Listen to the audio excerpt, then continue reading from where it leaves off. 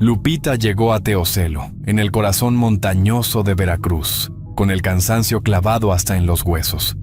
El camión se detuvo en la plaza principal y ella bajó con Gonzalo, su hijo de apenas 10 años, bien sujeto de la mano. El niño miraba todo con ojos grandes, como si nunca hubiera visto un lugar así. El aire olía a café tostado y tierra mojada. Lupita respiró hondo, esperando que aquel pueblo escondido entre cerros le ofreciera un poco de paz. Caminó calle arriba hasta encontrar un cuarto en renta. Estaba en lo alto de una lomita, rodeado de cafetales. «Se lo agradezco, señora», murmuró Lupita con alivio cuando la dueña le entregó la llave de un cuartito blanco, con techito de lámina y un catre flaco en el rincón. Al día siguiente, pagó a una vecina para quedar con Gonzalo y se lanzó a buscar trabajo. El aroma a pan recién horneado la llevó a una panadería en una esquina empedrada. Dentro, un señor de manos grandes y delantal harinoso trabajaba con fuerza. «¿Busca trabajo, muchacha?», preguntó don Joaquín mientras se limpiaba las manos en un trapo. «Nomás quiero una oportunidad, patrón», dijo Lupita con la voz bajita, sin alzar los ojos. Don Joaquín no lo pensó mucho. La contrató ahí mismo. Esa misma tarde, Lupita empezó a vender pan por las calles estrechas del pueblo, donde la gente la miraba con curiosidad, pero sin malicia. A veces le preguntaban de dónde venía, pero ella nunca soltaba más de lo necesario. Por las tardes, Gonzalo corría entre los cafetales, se trepaba a los árboles y regresaba con las mejillas coloradas. Lupita lo abrazaba fuerte, sintiendo que por fin estaban lejos de los gritos y el peligro que dejaron allá en el norte. Una tarde, mientras volvía de la panadería, un joven apareció en la vereda. Tenía sonrisa tranquila y mirada curiosa. «¿Usted es la nueva?», preguntó Ramiro mientras se acercaba con respeto. «Sí, señor», respondió Lupita algo nerviosa. No sabía que ese encuentro, tan simple y sereno, era la puerta a un miedo que apenas comenzaba a formarse. Aunque el pueblo parecía en paz, la neblina entre los cerros de Veracruz comenzaba a bajar más densa, como si algo viejo estuviera despertando en el silencio. Ramiro empezó a aparecer todos los días frente a la panadería, siempre con botas llenas de lodo de los cafetales y una sonrisa que desarmaba a cualquiera. Lupita al principio se ponía nerviosa, pero él era amable con Gonzalo y un día dijo: «No corras tan recio, chamaco», dijo Ramiro riéndose mientras le revolvía el cabello. El niño lo aceptó rápido, y Lupita sentía que quizá Dios le estaba mandando una buena persona. Lupita lo observaba con cautela. Era madre soltera y pensaba que quizás, después de tanta sombra en su camino, Dios finalmente le había puesto una buena persona. El pueblo se volvía menos ajeno con aquellas charlas al atardecer, cuando el sol se escondía entre los cerros y el olor del pan se mezclaba con el café de olla que salía de las casas. Una vez, cuando Lupita llevó pan al camino viejo, Ramiro se acercó y dijo: «Yo puedo ayudarla con la carga de la vida. Me gustaría ser su novio», dijo Ramiro mirando a Lupita con cariño. Lupita dudó un segundo, pensó en Gonzalo y en si valía la pena darle una oportunidad a la felicidad de entrar en su vida. Asintió con timidez y caminaron juntos por la vereda como si ya fueran pareja, mientras el viento soplaba entre los árboles. Sin embargo, un día lo vio rezando solo atrás de los cafetales, rodeado de velas negras, y preguntó con miedo: «¿Qué está haciendo, Ramiro?», preguntó Lupita sintiendo frío en la nuca. Él respondió: «No más son cosas mías», dijo Ramiro sin voltear, como si la oscuridad lo escuchara. Esa noche, el sueño no vino. En el pueblo, la brujería no era cuento viejo, era realidad callada, de esas que la gente evita nombrar.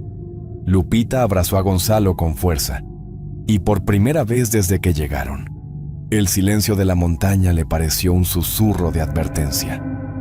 Algo se había movido en la oscuridad, y ya no había marcha atrás. Con el paso de las semanas, la relación entre Lupita y Ramiro comenzó a ponerse rara. Al principio eran risas, caminatas, miradas que calentaban el pecho, Pero pronto llegaron los enojos sin razón, los celos exagerados y los silencios duros como piedra. Ramiro ya no pasaba tan seguido por la panadería, y cuando lo hacía, apenas le dirigía la palabra. Una tarde, mientras él se quitaba la camisa, Lupita notó una marca de labial rojo en el cuello y un perfume ajeno que no era suyo. «¿Qué es esto, Ramiro?», preguntó Lupita sintiendo el corazón en las sienes. «No inventes cosas, mujer», respondió Ramiro con fastidio, como si su enojo fuera más importante que la herida que acababa de abrir. Pero Lupita sintió que algo se había roto y gritó: «No me veas la cara, Ramiro, se acabó, ya no soy tu novia», dijo Lupita con rabia contenida. Ramiro la miró con frialdad, con una calma tan vacía que helaba. «Te vas a arrepentir, Lupita», amenazó Ramiro sin mover un músculo. Desde ese día, Lupita evitó verlo. Se dedicó a Gonzalo y al pan que vendía cada mañana. En las noches, sentía pasos detrás, sombras moviéndose donde no debía haber nada. La ventana rechinaba sin viento, y a veces un golpe seco sonaba entre los cafetales. Ramiro la vigilaba desde lejos, parado entre los árboles como si fuera parte de la tierra. No hablaba, no se acercaba. Nomás observaba, esperando algo. Una mañana, mientras acomodaban las charolas en la panadería, Lupita respiró hondo y por fin lo dijo. «Estoy pensando en alejarme de Ramiro, don Joaquín», dijo Lupita con la voz temblando por primera vez. «Cuídese, hija, ese hombre no me huele bien», advirtió don Joaquín mientras colocaba las conchas. Esa noche el viento sopló con fuerza, arrastrando hojas secas por la vereda. Lupita abrazó a Gonzalo y murmuró: «Nos va a ir bien, mi amor», susurró Lupita tratando de engañar su propio miedo. Pero allá afuera, en la loma, Ramiro ya estaba preparando algo que olía a rencor, tierra mojada y traición. Pasó casi un mes desde que Lupita había terminado con Ramiro, y aunque intentaba convencerse de que él ya la había olvidado, algo en el aire del pueblo se sentía distinto. La neblina empezaba a bajar más temprano, como si quisiera advertirle que no estaba a salvo. El silencio de la montaña pesaba más. La tierra parecía guardar un secreto. Cada tarde, al regresar de la panadería, Lupita notaba que los perros del callejón ladraban mirando hacia el monte, con un miedo extraño en los ojos. Gonzalo también lo sentía. «Siento que alguien nos ve, mamá», comentó Gonzalo con voz temblorosa mientras cerraba la puerta del cuarto. Ella trataba de sonreír, pero el estómago se le apretaba de puro miedo. No quería asustarlo. Fingía normalidad, aunque algo dentro de ella se iba tensando como un lazo. Una noche, mientras recogía las charolas, don Joaquín la detuvo antes de que saliera. «Si ese hombre vuelve a molestarla, me avisa, hija», advirtió don Joaquín con preocupación sincera. «Gracias, patrón. No quiero meter nadie en líos», respondió Lupita forzando una sonrisa. Esa misma noche, mientras remendaba la camisa de Gonzalo, escuchó pasos lentos sobre la grava, justo afuera del cuarto. Se levantó con el corazón apretado. Cuando se asomó por la cortina, vio una sombra larga, flaca, moviéndose entre la neblina. Nada más. Pero era suficiente. «No te asustes, Lupita, no te asustes», susurró para sí misma temblando. En ese momento, Gonzalo entró corriendo desde el patio con la cara pálida y los ojos grandes. «Mamá, ese señor Ramiro estaba parado atrás de los cafetales», dijo Gonzalo con miedo en los ojos. Lupita salió descalza con el alma en la garganta, pero no había nadie. Solo silencio, solo neblina, solo esa sensación de que algo maligno se había quedado pegado en la puerta. Esa noche casi no durmió. Sabía bien que Ramiro no era hombre de dejar las cosas por la paz, y aunque fingía calma frente a Gonzalo, por dentro entendía que la tormenta apenas estaba comenzando. El mes que pasó no trajo olvido. Trajo presencias, sombras y señales. Y en su corazón, Lupita ya no podía negar que algo oscuro se acercaba, paso a paso. A la tarde siguiente, Lupita llegó al cuarto cargando el canasto de pan, con los hombros cansados pero el corazón tranquilo, porque pensaba que encontraría a Gonzalo jugando como siempre. Sin embargo, al entrar, el silencio la recibió como un golpe seco. No escuchó el silbido alegre que su hijo hacía cada vez que ella cruzaba la puerta. Dejó el canasto sobre la mesa y llamó. «Gonzalito, ya vine, mi amor», avisó Lupita mirando hacia el patio con una sonrisa que se fue deshaciendo poco a poco. No hubo respuesta. Un frío brutal le recorrió la espalda. Caminó hacia el solar y revisó detrás del tanque de agua. Buscó debajo del limonero, abrió la puertecita del gallinero y cada vez que llamaba, su voz se hacía más desesperada. «Gonzalo, contéstame, hijo», gritó Lupita con la voz quebrándosele, sintiendo que el mundo entero se desmoronaba. El teléfono vibró en su mano. Ella contestó esperando escuchar la voz de su hijo, pero lo que escuchó fue la voz que más temía. «Tengo a tu hijo», dijo Ramiro con una tranquilidad monstruosa. «Y si no haces lo que quiero, no vuelve a verte». Lupita cayó de rodillas en la tierra, como si las piernas dejaran de pertenecerle. Las lágrimas le nublaron la vista. «Ramiro, por lo que más quieras, no le hagas daño», suplicó Lupita entre sollozos. «Y si le hablas a la policía, lo mato antes de que me agarren», amenazó Ramiro con la voz dura como piedra. Luego mandó un mensaje. En la pantalla apareció la ubicación de una casita metida en lo más cerrado del monte, un lugar donde la neblina se hacía tan espesa que ni la luz quería entrar. Lupita apretó el rosario con manos temblorosas y dijo: «Virgencita, no me abandone en esta noche», rogó Lupita con lágrimas calientes cayéndole sobre el pecho. Quiso correr a la panadería, avisarle a don Joaquín, pedir ayuda, pero las palabras de Ramiro resonaban como cuchillos en su cabeza. No podían arriesgarse, no podía perder a su hijo. Sin avisarle a nadie, salió corriendo por la vereda. El viento nocturno la golpeó en la cara, y las ramas secas se enredaban en su falda mientras avanzaba entre raíces y piedras. Cada paso parecía hundirla más en la oscuridad del monte. La neblina la envolvió como una criatura viva, cerrándose a su alrededor. Lupita sintió que cada sombra podía ser Ramiro, cada sonido un presagio. Pero siguió adelante, con el pecho ardiendo y el alma hecha trizas, porque solo una cosa importaba: salvar a su hijo.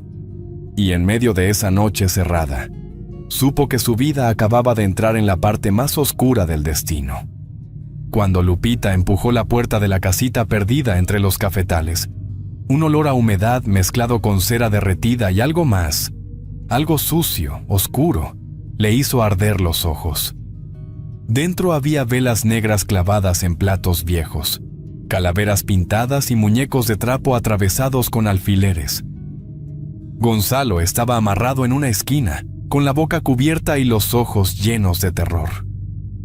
«Mi niño, ya estoy aquí, no tengas miedo», dijo Lupita tratando de acercarse, aunque las cuerdas la detenían. Ramiro salió detrás de una sombra, con la mirada perdida y un frasco grande en la mano. «Este ácido borra huesos, Lupita», explicó Ramiro levantando el frasco como si fuera un trofeo. «Si no obedecen, nadie los van a encontrar nunca». «Estás loco, Ramiro. Déjanos ir», suplicó Lupita llorando de puro horror. «Tú me obligaste a esto», dijo Ramiro acercándose con olor a alcohol. «Y ahora vas a pagar lo que hiciste». Cada noche encerraba a Gonzalo en el baño y se quedaba solo con Lupita, acercándose demasiado, respirando sobre su cuello mientras ella temblaba de repugnancia. «No me toques, desgraciado», dijo Lupita entre dientes, mirando con rabia. Pero Ramiro la miraba como si una fuerza ajena le diera órdenes, como si algo le dictara cada movimiento. De día, él bajaba al pueblo y mentía sin parpadear. Lupita se regresó al norte por su mamá enferma, dijo Ramiro frente a don Joaquín, que solo asintió sin sospechar nada. Mientras tanto, en la casita, Lupita y Gonzalo Inventaban cualquier forma de resistir. Usaban una cuchara vieja para aflojar los nudos. Murmuraban planes en la oscuridad. Contaban pasos. Medían el tiempo por los cantos de los gallos. Pero cada noche Ramiro volvía más tomado, más violento, más enfermo. Como si la montaña le estuviera metiendo algo en la cabeza. Sus ojos se llenaban de una niebla negra que ya no era humana. El aire en la casita era denso. El miedo se había hecho carne. Lupita sabía que si no escapaban pronto, ninguno saldría vivo. Y esa noche, mientras oía los pasos de Ramiro subir por la loma, supo que el infierno ya no estaba debajo de la tierra. Estaba ahí mismo, detrás de la puerta. Las noches en la casita del monte eran tan largas que parecían no terminar nunca. El tiempo simplemente no avanzaba, y Lupita ya no sabía si era de día o de noche, si llevaba una semana o una eternidad ahí adentro. A veces pensaba que todo era un sueño maldito del que no podía despertar. Gonzalo lloraba bajito cuando Ramiro lo encerraba en el baño. Una noche, temblando de frío, dijo: «Mamá, yo tengo miedo de que nunca salgamos», susurró Gonzalo con la voz hecha pedacitos. Lupita lo abrazó con fuerza, pegando su mejilla al cabello del niño. «No te me caigas, mi niño. Vamos a salir de esta montaña, te lo juro», dijo Lupita conteniendo el llanto. Cada día, Ramiro bajaba al pueblo a buscar compradores para Gonzalo. Su plan era vender al niño. Andaba tan mal que vivía hablando solo, diciendo cosas que ni se entendían. Volvía borracho, cada vez más perdido. Lupita aprovechaba su ausencia para raspar las cuerdas con una tabla astillada y para estudiar el rostro de Ramiro, viendo cómo el alcohol lo iba consumiendo. Una tarde, Gonzalo despertó con la mirada apagada. Lupita lo tomó de las manos con decisión. «Mi amor, tienes que ser más valiente que nunca», explicó Lupita con voz firme. «Vamos a engañar a ese desgraciado». Gonzalo tragó saliva y con los ojos duros respondió: «Dime qué hago, mamá», respondió Gonzalo sin parpadear. Fue entonces cuando Lupita ideó el plan. Sería su única oportunidad, fingir que el niño había muerto, para obligar a Ramiro a sacarlo de la casa y abrir la puerta al escape. «Vas a quedarte quietecito, sin moverte, como si ya no respiraras», instruyó Lupita con voz temblorosa, acariciándole el cabello. «Cuando Ramiro te tire de aquí, espera un poco antes de moverte», explicó ella. «Luego corres y le pides ayuda a la primera persona que veas, ¿sí?» La idea la desgarraba, pero era eso, o morir ahí. Ya no había más cartas por jugar. El niño asintió con valentía. Esa noche, antes de que Ramiro volviera, ensayaron en silencio. Gonzalo se recostó sobre la cobija vieja, con los ojos cerrados y la piel helada. Lupita le cubrió el rostro con un trapo, tragándose el grito que le quemaba la garganta. Afuera, la neblina se movía despacio. Era espesa, viva, como si escuchara todo, como si supiera que algo esa noche iba a romperse. Y cuando Lupita oyó el chirrido de la puerta de madera, supo que el infierno estaba por volverse fuego real. El chirrido de la puerta de madera le atravesó el cuerpo como un cuchillo. Lupita respiró hondo, se agachó junto a Gonzalo y empezó a gritar con una desesperación que hacía vibrar las paredes de la casita. «¡Ramiro! ¡Ven pronto! ¡El niño no respira!», gritó Lupita con voz desgarrada. Ramiro entró tambaleándose. Estaba muy borracho, con la camisa abierta y los ojos rojos como brasas. Al ver a Gonzalo tendido en la cobija vieja, se detuvo en seco, confundido, con las cejas fruncidas. «¿Qué hiciste, Lupita?», preguntó Ramiro respirando hondo, como si la rabia no le cupiera en el pecho. «Se me fue, Ramiro. Se me fue mi hijo», dijo Lupita fingiendo quebrarse, llevándose las manos a la cara mientras sollozaba fuerte. Gonzalo no se movió. Tenía los labios apretados, la piel helada, el cuerpo rígido, tan quieto que su silencio parecía gritar más que cualquier palabra. Ramiro se acercó, con paso vacilante, se agachó y lo tocó. Sus dedos rozaron la cobija. «No puedo dejarlo aquí, huele a muerto», murmuró Ramiro con voz dura. «¿Vamos? Vámonos ya». Con esfuerzo, envolvió el cuerpo en la cobija y lo cargó a la espalda. Sus pasos resonaban en la madera podrida del piso, y el olor de humedad se mezclaba con el hedor a alcohol y muerte. «Déjame verlo una última vez», pidió Lupita llorando, desesperada. «No, ya estuvo», respondió Ramiro con frialdad, y salió de la casita sin mirar atrás. Cerró la puerta de un portazo. El silencio cayó como un sudario. La luz de las velas tembló. Las sombras bailaron. Lupita se quedó paralizada, con el corazón golpeando en su garganta. Un tiempo después, la puerta volvió a abrirse. Ramiro regresó tambaleante, la mirada vidriosa y los pasos erráticos. Cerró la puerta otra vez, respirando con dificultad. «Ahora nomás quedamos tú y yo», dijo Ramiro acercándose, como una sombra larga que se estira en la pared. Entonces Lupita soltó la frase que había guardado como arma. «Estoy embarazada, Ramiro. Deja de tocarme», dijo Lupita sin pestañear. Él se quedó quieto, sorprendido, creyendo cada palabra. Ramiro retrocedió como si algo lo hubiera empujado. Murmuró algo que Lupita no entendió y se dejó caer en el catre con la cabeza entre las manos, jadeando. El aire volvió a aquietarse. El sonido del viento fue lo único que osó asomar por la ventana rota. Lupita bajó lentamente la mirada, respirando en cortos jadeos, sintiendo cómo las piernas le fallaban. Cuando Gonzalo despertó cerca del basurero, con el cuerpo adolorido y los pies raspados por la tierra dura, caminó llorando por la terracería sin saber a dónde iba.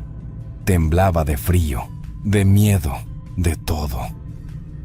Don Manuel, que venía en su camioneta con costales de café, frenó en seco al verlo.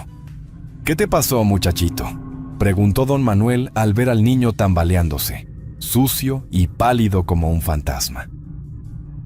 Gonzalo se tiró en sus brazos y soltó el alma en llanto. «Mi mamá está en una casa del cerro. Ramiro la quiere matar», dijo Gonzalo con voz cortada, tratando de recordar cómo volver. Don Manuel no dudó. Lo subió a la camioneta y lo llevó hasta la comandancia del pueblo. En menos de una hora la policía ya estaba subiendo rumbo al cerro, guiada por las indicaciones del niño. La neblina bajaba densa, pegada a los cafetales, como si quisiera ocultar el camino. El monte susurraba en cada árbol. Todo parecía advertir: «No entren». «¿Estás seguro de que es por aquí?», preguntó un oficial mientras su linterna cortaba la bruma. «Sí, fue por este veredón, ahí donde hay un tronco partido», respondió Gonzalo desde la patrulla con la voz rota. Cuando hallaron la casita, la puerta estaba entreabierta. Afuera, el monte callaba. Adentro, todo olía a vela quemada, sangre vieja y ácido. Los oficiales entraron con armas listas. Uno de ellos se detuvo y dijo: «¡Ay, Diosito! Lo que pasó aquí no es cosa de humanos», murmuró temblando. Velas derretidas, restos de trapos, figuras negras, frascos vacíos, tierra revuelta. Y en el centro del cuarto estaba Lupita, doblada en una posición imposible, como si los huesos se hubieran torcido buscando escapar del dolor. Tenía la barriga abierta, desgarrada con cortes torpes, como si Ramiro hubiera intentado sacarle un feto que no existía, convencido por la mentira que ella misma tuvo que inventar para sobrevivir. Los ojos en blanco, la boca llena de gusanos y las manos arañadas hasta el hueso. Pobrecita. Esta mujer luchó hasta el final, dijo otro agente, con la voz quebrada. Las paredes tenían rayones profundos, como si alguien hubiese intentado cavar con las uñas. En un rincón, el frasco de ácido seguía goteando. No había señales de Ramiro, ni pisadas, ni huellas. Solo ese aire espeso de muerte. Y allí, en medio del monte, el grito de Lupita parecía seguir flotando, atrapado en la madera, colgado en la neblina, esperando que alguien lo oyera por fin. Ramiro fue detenido 3 días después, escondido en una barranca tapada de bejucos, creyendo que la tierra lo tragaría y nadie lo hallaría. Pero lo encontraron, flaco, sucio, con los ojos saltados de locura. La sombra fue quien mató a Lupita. Yo nomás seguí órdenes, explicó Ramiro durante el interrogatorio, mirando al techo como si algo o alguien estuviera colgado ahí. Los policías se miraron entre ellos. No sabían si tenían frente a un enfermo, un poseso o un desgraciado con miedo. ¿Qué sombra?, preguntó un agente con voz seca. La del cafetal, la que le chupó la vida, susurró Ramiro antes de cerrar los ojos y empezar a rezar algo que nadie entendía. Mientras tanto, Gonzalo fue recibido por don Manuel, quien lo llevó a su rancho, donde los árboles daban sombra y el aire era limpio. «Aquí no te va a faltar nada, hijo», prometió don Manuel con voz firme, poniéndole una cobija sobre los hombros. Pero el niño no comía, no hablaba mucho. Cada noche lloraba bajito, abrazando la almohada, mirando la ventana como si esperara verla. «Extraño a mi mamá, quiero que vuelva», sollozaba Gonzalo con los ojitos hinchados, la voz hecha trizas. Una noche, don Manuel lo abrazó fuerte, lo sentó junto a él en la puerta de la casa y señaló el cielo despejado. «¿Ves esa estrellita que brilla más que las otras?», preguntó don Manuel con ternura. «Esa es tu mamá, Gonzalo, es Lupita, y te está cuidando desde allá arriba». Gonzalo limpió sus lágrimas con el dorso de la mano y preguntó bajito: «¿De veras me mira?». «Claro que sí, mi niño», respondió don Manuel acariciándole el cabello con cariño. «Te ve y te protege». El niño suspiró y apoyó la cabeza en su pecho. Por primera vez en días, se quedó dormido sin llorar. Pero en la cárcel, Ramiro no duró ni una semana. Los custodios decían que hablaba solo, que rezaba cosas extrañas, invocando al diablo, que a veces se reía con la pared. Una madrugada, se oyeron gritos apagados en su celda. Cuando abrieron la puerta, Ramiro estaba tirado en el piso, retorcido, con los ojos abiertos y marcas profundas en el cuello, como si manos invisibles lo hubieran apretado hasta quitarle el alma. Desde entonces, ningún custodio quiere hacer ronda por ese pasillo, porque cada madrugada, entre el frío y los ecos del penal, se escucha la voz de Ramiro llamando a Lupita desde el fondo oscuro de su condena. Como si la sombra que Ramiro conoció allá en el monte siguiera caminando entre rejas, buscando lo que le falta para cerrar el círculo.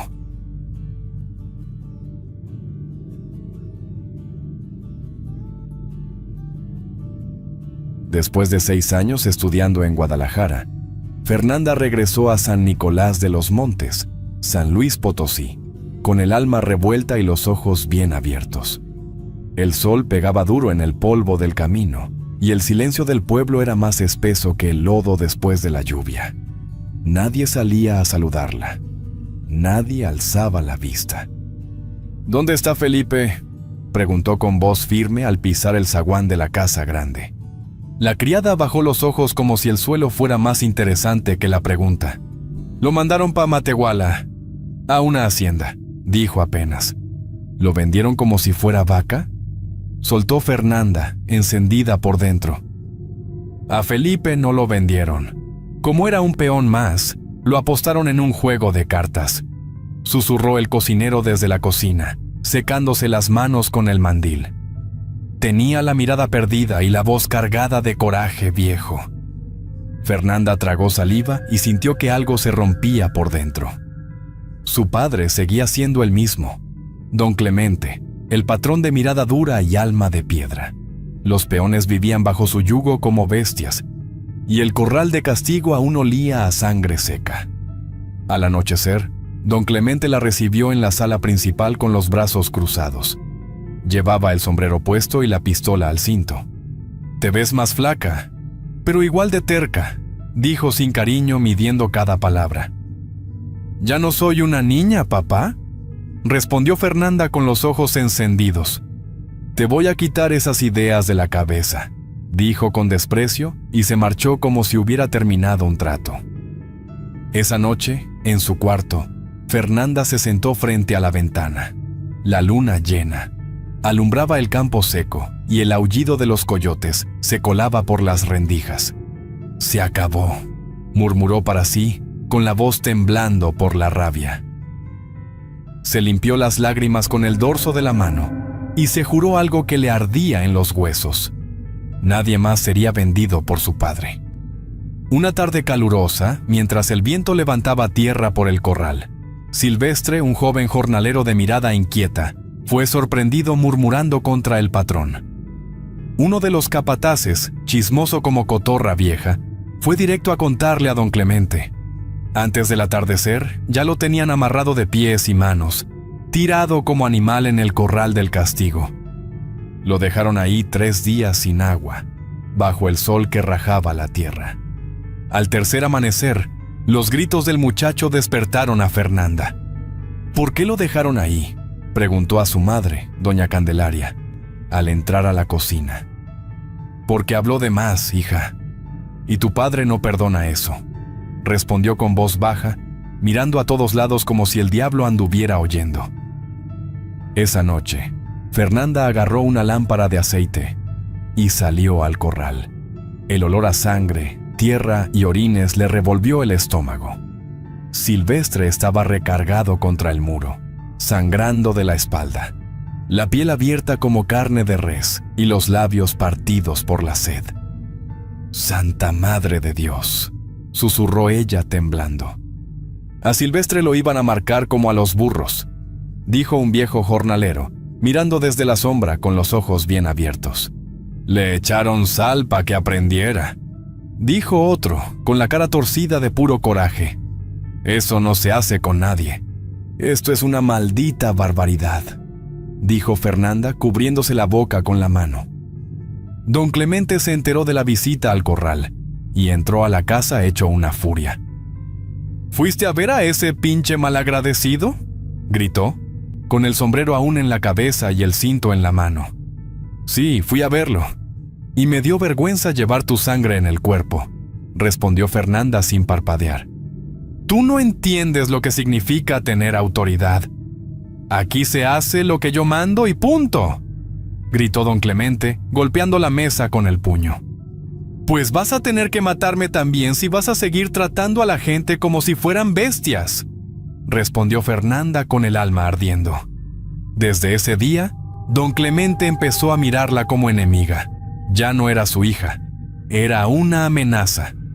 Y en el rancho, cuando el patrón miraba feo, alguien siempre pagaba. Mientras padre e hija comenzaban una guerra silenciosa en el rancho, en el pueblo llegó un forastero con mirada decidida y voz que no temblaba. Se llamaba Leandro Ríos, abogado recién egresado de San Luis Potosí, hijo de una campesina de manos curtidas y corazón fuerte. Venía a San Nicolás con la intención de defender a los que nadie escuchaba. La primera vez que Fernanda lo vio fue en misa, parado en la parte de atrás, sin sombrero, con la cara limpia y los ojos atentos.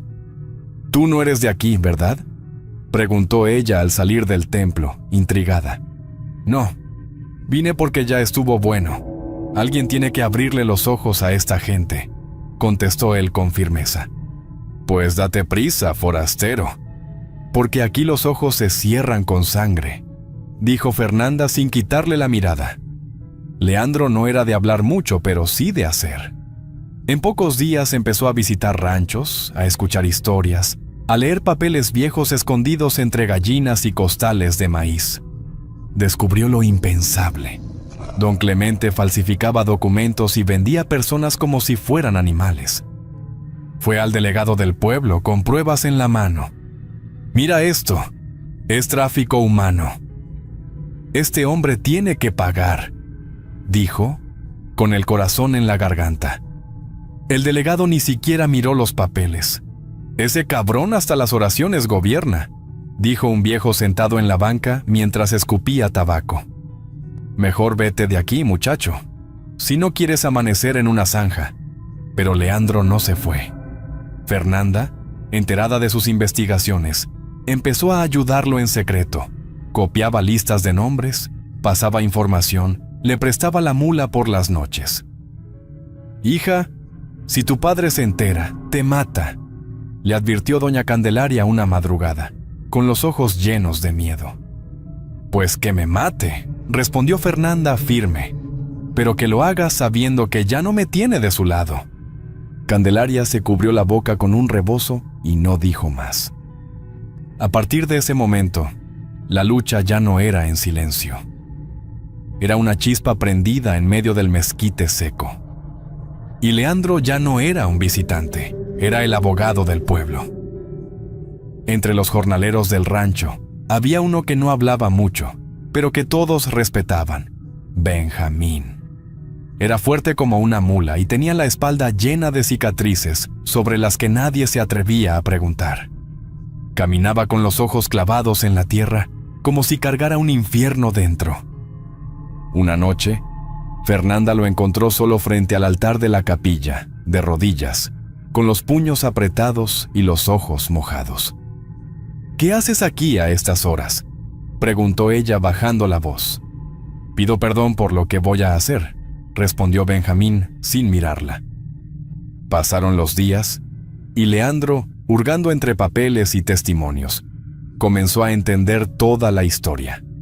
Lo buscó una tarde bajo el mezquite, con la verdad ya temblando en la boca.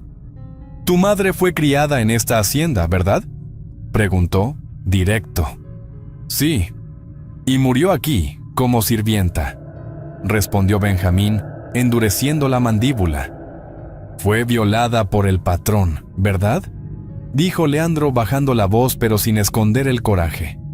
Benjamín bajó la cabeza, cerró los puños y asintió con un gesto seco. «Ese hombre, don Clemente, es tu padre», dijo Leandro, con la rabia mordiéndole el pecho. «No quiero recibir nada de él. Solo quiero justicia», respondió Benjamín con los dientes apretados y los ojos rojos. Desde la puerta, Fernanda escuchaba con el corazón acelerado y el estómago retorcido. «¿Eres mi hermano?», preguntó con la voz temblando de miedo. Benjamín la miró con una mezcla de tristeza y furia. «No tengo hermanos, solo cicatrices. Esas que su padre y el capataz me dejaron por todo el cuerpo», respondió sin vacilar. Leandro llevó a Fernanda lejos de la hacienda y le dijo la verdad en seco. «No eres la única, Fernanda. Don Clemente forzó a muchas mujeres. Era costumbre aquí». «¿Costumbre? ¿Y nadie hizo nada?». «Las que no se dejaban se iban. O desaparecían. Nadie preguntaba nada», dijo Leandro mirando al suelo como si también le doliera.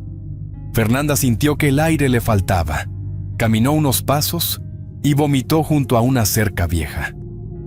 La sangre del patrón, esa que corría por sus venas, se estaba pudriendo desde dentro. No era una familia, era un imperio de dolor, construido sobre cuerpos callados. Y Benjamín no era solo un jornalero, era un hijo del silencio. Las noches en el pueblo ya no eran tranquilas. En la capilla vieja, con velas encendidas y las puertas cerradas con tranca, Leandro, Fernanda y Benjamín se reunían con los peones más valientes. El aire estaba cargado de miedo y esperanza. Querían liberar a los castigados del corral, los que gemían en la oscuridad con la espalda abierta y la boca seca. Querían cruzar la sierra, con lo poco que tuvieran, y llevarse a los niños antes de que también los marcaran como animales. «Si los soltamos de madrugada, nadie nos ve», dijo Leandro, con un mapa en la mano y los ojos firmes. «¿Y si nos matan antes de salir?», preguntó un joven, abrazando su sombrero contra el pecho. «Entonces morimos de pie. No como perros, tirados en el corral», respondió Benjamín, con la voz gruesa y el alma herida. Fernanda vio a un niño sentado en un rincón, con un trapo sucio cubriéndole la oreja. «¿Qué te pasó, mi amor?», preguntó al acercarse. «Por tomar una guayaba, señorita». «El capataz me cortó la oreja», respondió el bajito, sin atreverse a verla a los ojos. Fernanda se agachó y lo abrazó con fuerza. El corazón le latía como tambor. Estaba horrorizada con cada cosa que descubría de su padre. «Esto no puede seguir así», murmuró, conteniendo las lágrimas. Esa noche, doña Candelaria la interceptó al verla salir con la lámpara. «Ese corral huele a muerte, Fernanda. No te metas más, hija. No juegues con el diablo», rogó la madre con los ojos aguados. «Ya es tarde, mamá. Si no hago nada, entonces soy igual que él», respondió Fernanda sin detenerse. En el rancho, don Clemente comenzaba a sospechar. Las miradas se escapaban, los peones cuchicheaban entre sí, y hasta los caballos sentían el cambio. «Aquí hay un traidor», dijo don Clemente al capataz, apretando el cinto con rabia. «Encuéntralo. Y si tienes que colgar a medio rancho, hazlo». Al día siguiente, mandó encerrar a 2 muchachos sin motivo. Uno de ellos ni siquiera sabía leer. El otro tenía apenas 15 años. El tiempo se estaba acabando, y todos lo sabían. Era una noche de luna llena. El cielo estaba limpio, y las sombras se alargaban como espectros sobre la tierra seca. En silencio, los rebeldes se acercaron al corral de castigo con el corazón en la garganta. Benjamín sacó unas pinzas oxidadas y le metió mano al candado. «¡Rápido! ¡Antes de que despierten los perros!», susurró con apuro, sudando frío. Con las manos temblorosas, cortaron el candado y abrieron la puerta de madera. De adentro salieron 8 hombres y una mujer, algunos con las piernas heridas, otros sin fuerzas ni para hablar. «¡Corran pa'l monte!», gritó uno, mientras ayudaba a levantar a un viejo. Cruzaron entre nopales, espinas y piedras, hasta perderse entre los cerros. En la casa grande, don Clemente despertó al oír los gritos del capataz.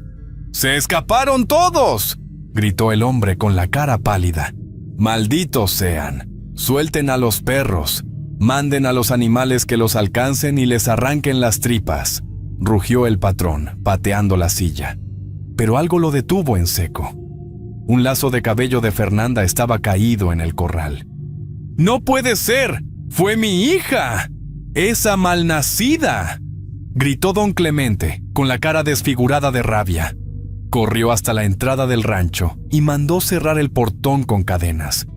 «Suéltenles los perros. A los que queden, mándenlos a que los muerdan hasta dejarlos tirados como trapos». Una vez, los perros se tragaron a un niño de 9 años, dijo un viejo jornalero bajito con los ojos aguados, y nadie hizo nada. Don Clemente no sabía con certeza quién ayudaba a Fernanda. Golpearon a un sirviente hasta que escupió sangre y confesó el nombre de Leandro. «Ese mugroso del abogado. Claro que fue él», bramó el patrón. Esa misma tarde, fueron al pueblo, agarraron a Leandro en plena calle y lo arrastraron hasta el rancho. Lo aventaron al corral, con sangre todavía en la boca. «¡No te atrevas a tocarlo!», gritó Fernanda saliendo al patio. «¡Te denuncio a la policía!». Don Clemente se acercó con calma y le dio una bofetada tan fuerte que retumbó en el aire seco. «La policía está del lado del que paga, no del que chilla», dijo riéndose en su cara. El sol ardía sin piedad sobre el patio del rancho. Leandro estaba colgado de los brazos, amarrado con lazos viejos que le cortaban la piel. La boca seca, los labios partidos, el cuerpo cubierto de polvo y sangre. «Esto es ilegal», dijo con la voz rota, apenas sosteniéndose. «Van a pagar caro por esto, cada uno de ustedes». Don Clemente lo miró con desprecio, con la escopeta cruzada en el pecho y la rabia saliéndole por los poros. «Aquí la ley soy yo», gruñó el patrón, dando un paso al frente. «¡Cállate, malnacido! ¿De veras creíste que podías desafiar al dueño de este pueblo?». Leandro lo escupió con lo poco que le quedaba de saliva. «Aunque me mates, no vas a callar la verdad». Mientras tanto, Fernanda había huido al pueblo. Con el celular temblando entre las manos, grabó el castigo de Leandro desde una rendija. Las imágenes eran claras. el abogado colgado como si fuera res. «Si me matas, todo México va a saber quién eres, maldito», dijo Leandro en el video, con sangre escurriéndole del labio.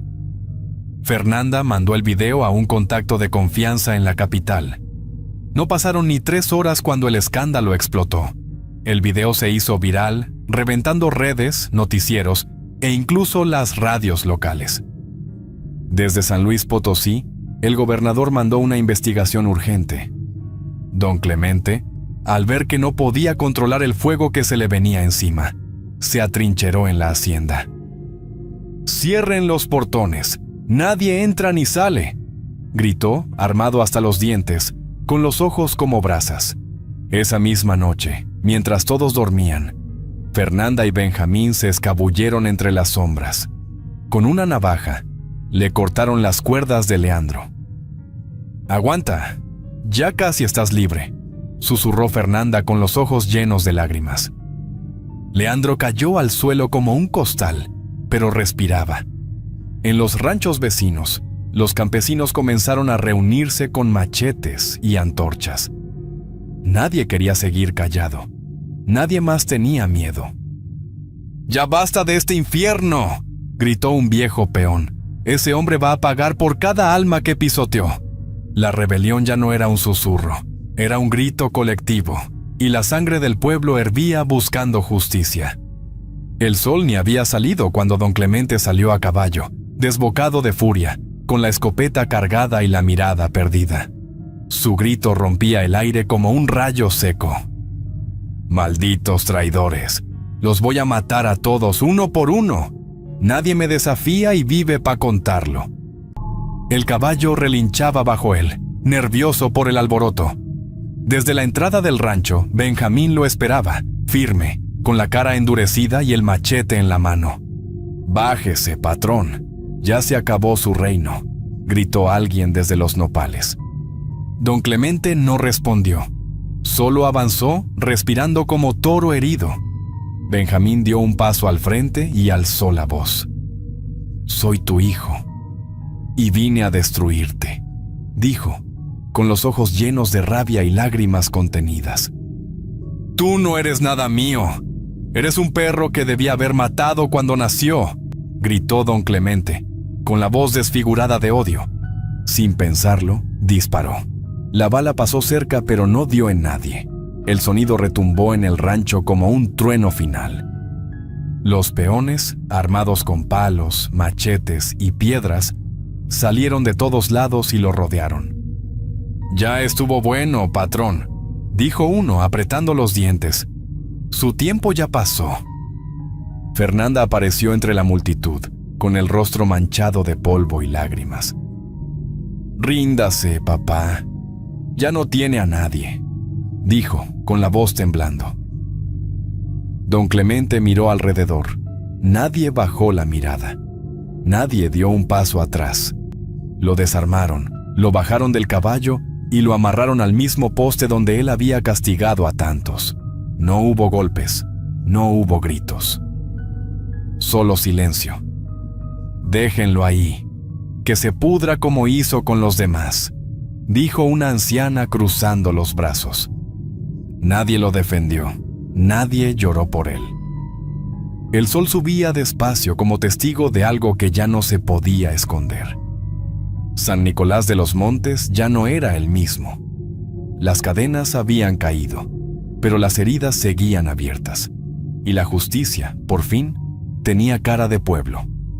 El sol bajaba cuando los peones se reunieron en silencio frente al corral de castigo. Aquella cerca de madera, manchada por años de dolor, ya no servía para encerrar cuerpos, pero aún contenía almas. Benjamín tomó un cerillo con mano firme. Lo encendió, lo miró por un segundo y lo arrojó sobre la madera seca. «Aquí murió la dignidad de muchos, y aquí mismo va a arder», dijo con la voz firme, sin pestañear. Las llamas subieron rápido, lamiendo los restos del horror. Nadie dijo nada, solo miraron, como si en ese fuego se fueran las cadenas invisibles que los ataron por tanto tiempo. Fernanda, con los ojos llorosos y el corazón apretado, organizó una ceremonia sencilla. Colocó veladoras alrededor del corral y repartió flores entre los que llegaron. Todos rezaron de pie, con el sombrero en la mano. Esta ceremonia es para los que sufrieron aquí, los que fueron castigados como animales, los que murieron sin entierro ni cruz, dijo Fernanda con la voz temblando. Que sus almas descansen en paz, aunque sea ahora. Doña Candelaria lloraba en silencio, abrazada a su rebozo. Don Clemente fue trasladado bajo escolta a una cárcel federal. No tenía visitas, no tenía amigos, no tenía familia. Lo metieron en una celda fría y el silencio fue su único compañero. Por primera vez en su vida conocía lo que era el abandono. Leandro se recuperó lentamente en casa de Doña Candelaria. Ella le curaba las heridas con paciencia y cariño, como si fuera su propio hijo. Días después, el pueblo entero se reunió en la plaza. Votaron por formar una cooperativa campesina. Nadie quería más patrones. Nadie quería volver al miedo. Aquí todos sembramos, todos cosechamos, dijo uno, y nadie manda sobre el otro. Benjamín fue llamado a heredar las tierras. Él las miró desde lejos, cruzado de brazos. No quiero nada que venga de la sangre de don Clemente, respondió seco, antes de dar media vuelta. Los niños del pueblo, por primera vez, salieron a jugar al aire libre sin que nadie los gritara. Corrieron, rieron, y hasta los perros se acostaron a mirar, tranquilos. Pero el recuerdo de lo vivido no se borraría. La memoria seguiría ahí, como cicatriz abierta, porque algunos dolores no se entierran, se recuerdan. Habían pasado 2 años desde la rebelión. El polvo de la guerra ya se había asentado, pero la memoria seguía viva en cada rincón del pueblo. El pueblo ya no era un lugar de miedo, sino de esperanza. Fernanda y Leandro se casaron en la capilla restaurada, bajo un cielo limpio y entre la bendición de todos los que un día estuvieron encadenados. Las campanas sonaron con fuerza, no por tradición, sino por justicia. Doña Candelaria, con el cabello ya blanco como la cal, los vio desde una banca. Murió poco después, con una sonrisa leve, sabiendo que su hija por fin había encontrado la paz. Benjamín se marchó a la sierra. Nunca quiso fiestas ni homenajes. Partió con una mochila y el machete al cinto. Iba solo, pero por primera vez en su vida, caminaba sin cadenas. Era libre. El rancho que antes fue símbolo de tortura se convirtió en una escuela rural.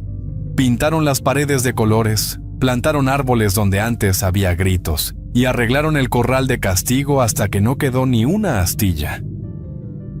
Aquí vamos a sembrar dignidad, no miedo, dijo Fernanda al cortar la cinta, rodeada de niños y campesinos.